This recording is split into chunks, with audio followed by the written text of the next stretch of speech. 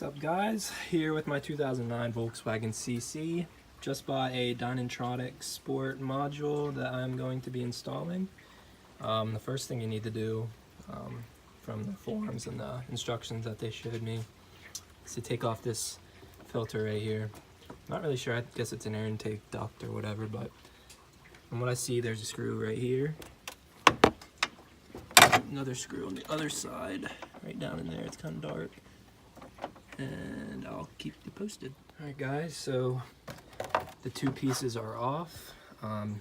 It came in two pieces, so the first thing I showed you where the two T25 screws were, that comes off as one piece, and then you're left with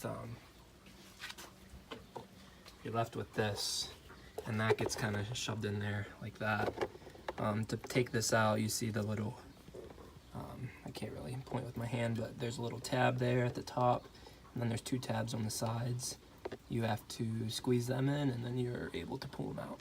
So then you have pretty much free access to this sensor space. I'll show you what sensor you need to take off. It's obviously the module that I bought looks like this. Dinantronic, and it has those two connections down here, D-shaped.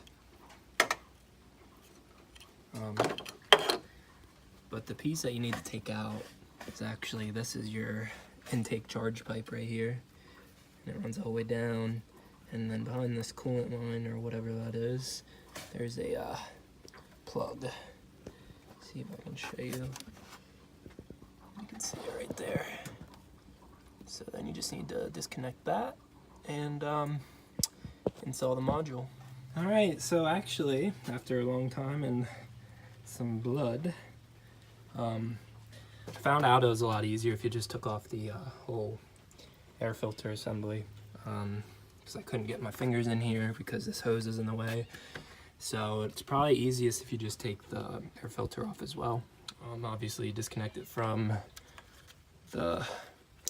disconnect this piece, so pull it, grab a pair of pliers or something, pull this back, disconnect the map sensor that's sitting on top of it, pull it out, and then there's just a screw that's right here, right in between the air filter and the battery. Once you undo that, then there's this little piece right here.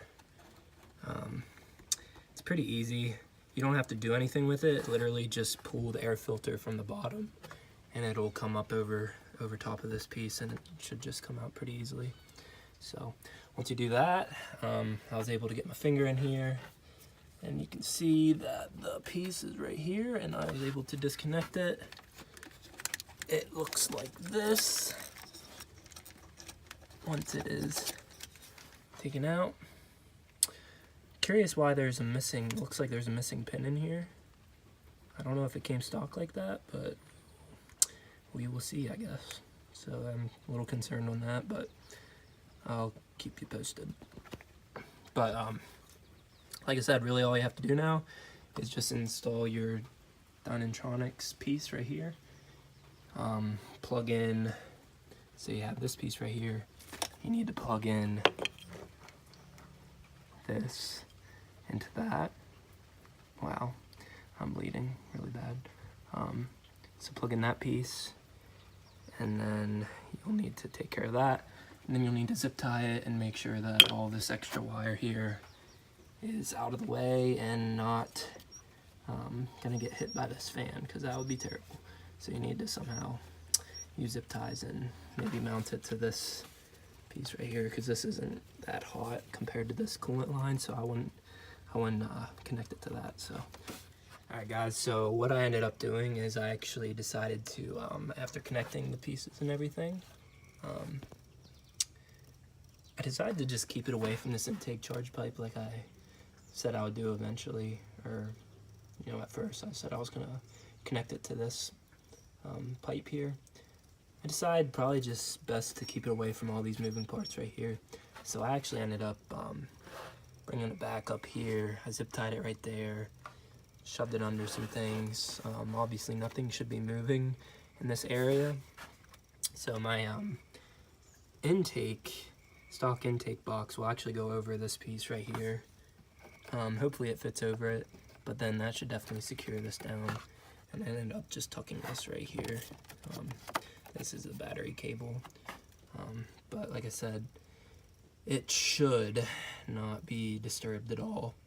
And you can see that red light. That red light is supposed to be showing.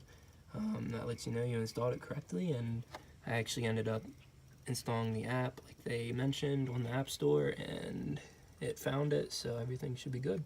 Now it's just a matter of putting it all back together. So I hope this video helped you guys out, and you know, leave a thumbs up or a like or comment if you have any questions. All right, I'll see you guys later.